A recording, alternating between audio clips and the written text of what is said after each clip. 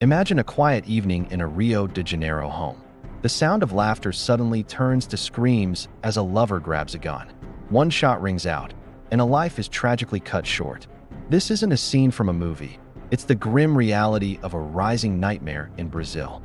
I'm your host, and today we delving into the shadows of true crime to expose the shocking 45% surge in firearm femicides that is devastating families across the nation.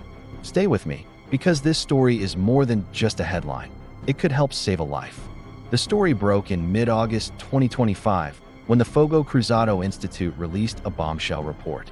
In just a few months, at least 29 women, mothers, sisters, and partners were killed or nearly killed by firearms in acts of femicide across 57 different municipalities.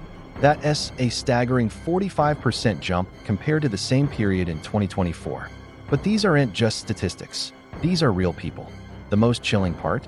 Most of these horrific acts happen behind closed doors, in the very places that should be safest, their own homes.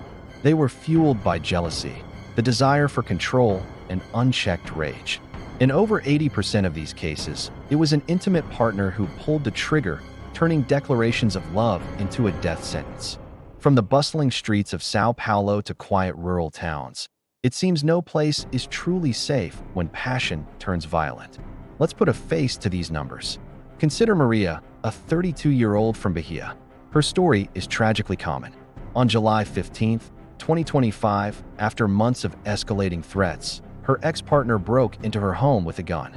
His final words were, "If I can't have you," and then a single shot ended her life, leaving 2 children without a mother.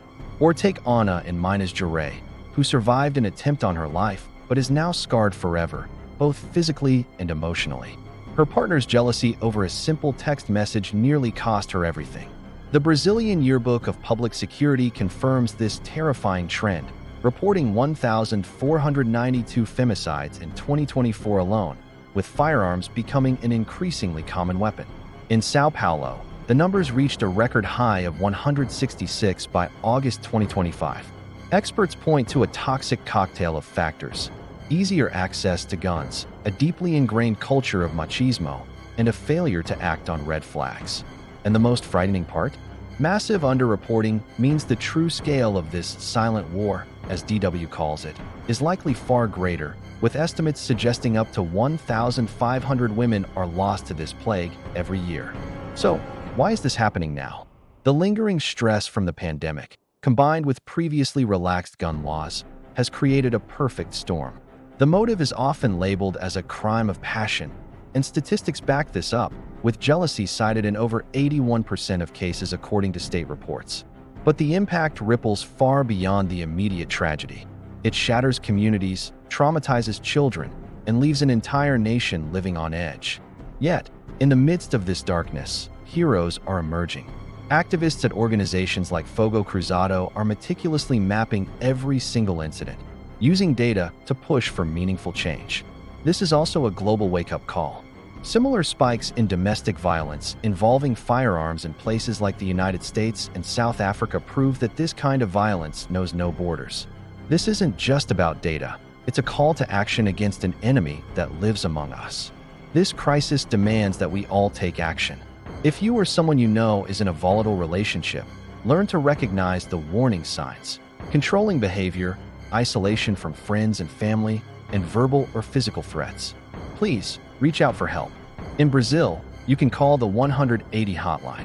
For my international viewers, resources like the National Domestic Violence Hotline at 1-800-799-SAFE are available. And remember, taking care of your mental health is a sign of strength, not weakness. Seeking therapy can provide you with the tools to navigate difficult situations. We have the power to break this devastating cycle, one conversation and one share at a time. Thank you for taking the time to watch this important video. If this story moved you, please give it a like and share your thoughts in the